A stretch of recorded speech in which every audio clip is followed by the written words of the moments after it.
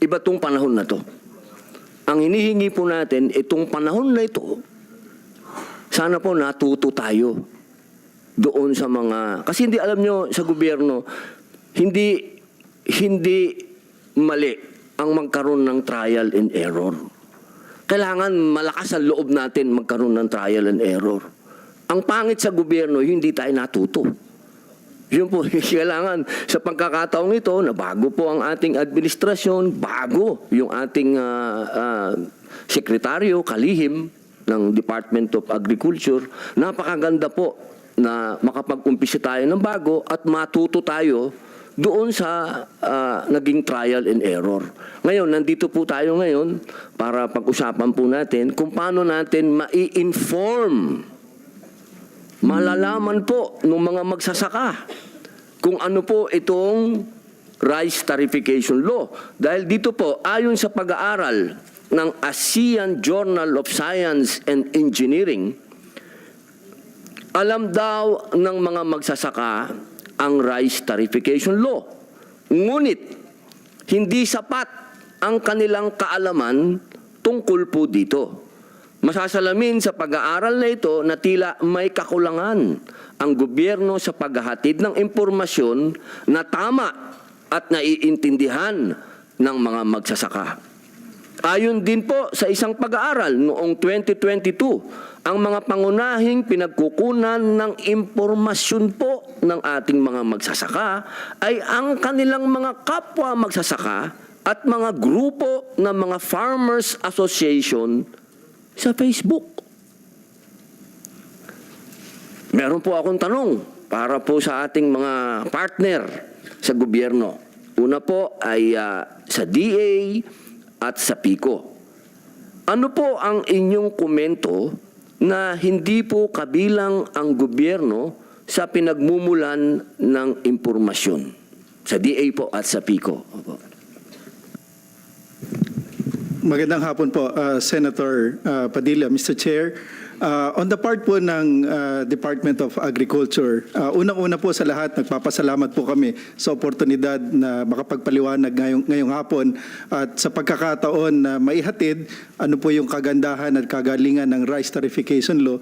At the same time, what are the challenges? Tama po kayo, for the last 6 years, may mga challenges po definitely na nakuha at matututunan tayo at tama po kayo, paano po natin ito mababago para mas ma-improve yung ating implementasyon, lalong-lalo na po ngayon at pinag-uusapan ng pag-amenda sa nasabing batas.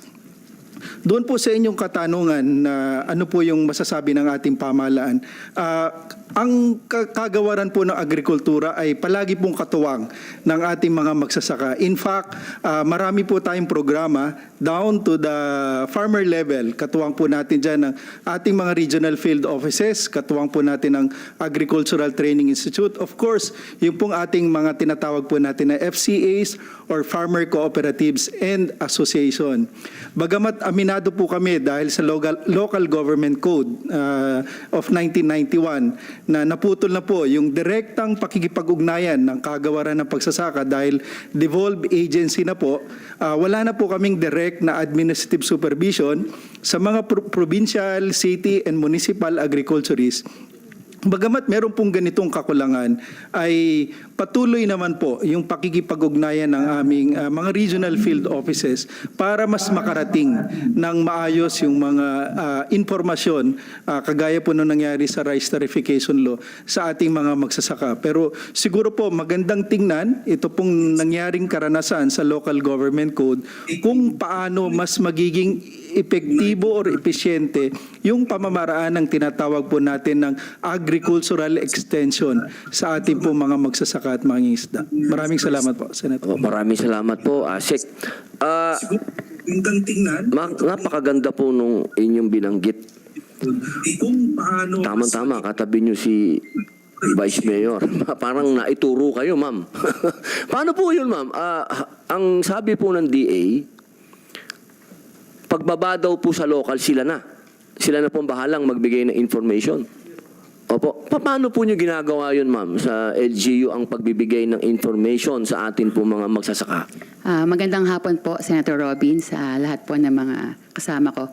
Sa LGU po, bali, ang una pong ginagawa doon ay meron po tayong listahan na tinatawag, yun pong RSBSA. Doon po nakalista yung lahat ng mga farmers ng isang lugar or ng isang munisipyo.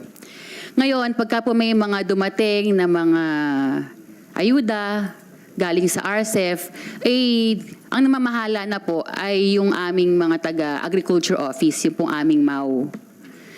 Sa mga barangays po pinamimigay, yung halimbawa yung fertilizers, sa barangay po pinamimigay yon, kinukuha po yon sa mga merchants namin sa bayan po namin. So, ibig sabihin po, ASEC, bali, ang gumaganap din po talaga sa ibaba ay yung ating mga agricultural extension workers. Na connected po sa DA. Yun po, bakit po kaya? Yun po ako naguguluhan. Wala po bang teamwork yan? Wala po silang, hindi po ba kayo nagkakaroon ng pag-iisa ng ano? Yes sir, Yusek, opo. Sige po, si Jose. Meron pong tinatawag na convergence initiatives. Although yung administrative linkage, wala yung supervision. Pero yung pag-uusap sa kanila, sa haning ng mga magsasaka, mga farmer leaders, especially sa mga rice clusters, yun po yung in-strengthen. Kahit wala siyang, hindi mo pinapasweldo from DA Central yung mga agricultural extension workers, through the LGU, yung cooperation and coordination and convergence ng mga initiatives, doon po pumapasok. Opo, naintindihan ko naman po yun kasi maganda naman talaga yun. Dapat yung lokal na gobyerno, mas kilala nila lahat doon, so sila po talaga yung dapat. Ang inaano ko lang po, Yusek, yung pong education, yung education po ng mga lokal na agriculturists, sino po ang nagbibigay nun? Patungkol po, halimbawa po, tungkol po dito sa rice tarification law, sino po yung magbibigay ng education, ng information doon po sa local na agriculturists? Siyempre po, DA po, no? Opo. Tungkol po dun sa continuing education, meron po tayong Agricultural Training Institute na directly na nakikipag-ugnayan po sa ating mga lokal na pamahalaan para po dun sa tinatawag natin na capacity building and training. Hindi lang po ng ating agricultural extension workers, ganun na rin po yung mga municipal and city and provincial agriculturists. Inaasahan naman po namin na kapag nagkaroon na po ng pagsasanay itong ating mga agricultural extension workers, municipal and city agriculturists, sila naman po ang magsasanay sa ating mga magsasaka dahil tama po kayo, good senator, nabanggit nyo po kanina na yung pong ating mga lokal na pamahalaan, sila po yung directly, sila yung malapit sa ating mga magsasaka at mga isda. Kaya po sila yung directly na sinasabihan ng ating batas under the local government code na may responsibilidad na directly po na makipag-ugnayan sa kanila. Opo. Kasi talagang magkakakilala yan. Nagugulat nga po ako itong kapatid ko po na farmer din. Hanggang sa tulong ng barangay, kilala niya lahat. Opo, nakakatuwa lang po. No? Kaya lang talagang napakahalaga po na meron talagang education. Gaano kadalas po yung education na binibigay po sa local agriculturists? Madalas po ba yun? May mga seminar po ba yun lagi? Opo, regular po yung pag-conduct po natin ng mga seminar. Meron po yung technical, depende po sa commodity. Meron pong rice, corn, at iba-iba po. And then, katuwang din po ng ATI natin yung ating mga regional field offices sa pagkoconduct po ng pagsasanay na ito. At ito pong pondo na sa capacity building natin ay nakapaloob po regularly every year sa ating general appropriations para po matugunan yung mga ganitong pagsasanay.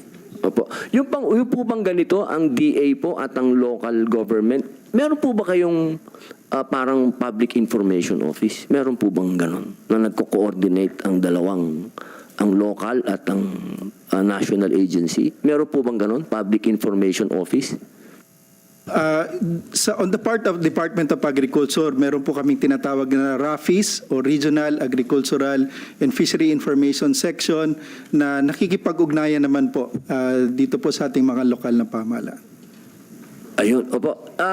Yun po ay nagko-coordinate po sa local government. Sa side naman po ng LGU, kami po naghihintay lang po kami ng mga memorandum circulars galing po sa DA or letters ng invitation kung may mga meetings na patawag. Doon lang po namin nalalaman yung mga programs po ng Department of Agriculture. Opo. Pagka ganun po, automatic po yun. Pag binigay sa inyo yung information, paano po yung pinapalaganap sa mga farmers na sa malalayong lugar? Sa kooperatiba po ba? Dinadaan din po niya doon? Nagbabara-barangay po yung ating mga agricultural extension workers. Tapos sa Talavera po kasi meron kaming Farmers Congress na kung saan nag-invite po kami ng iba't ibang ahensya ng ating pamahalaan katulad ng DA, NIA, PhilRice, PhilMec,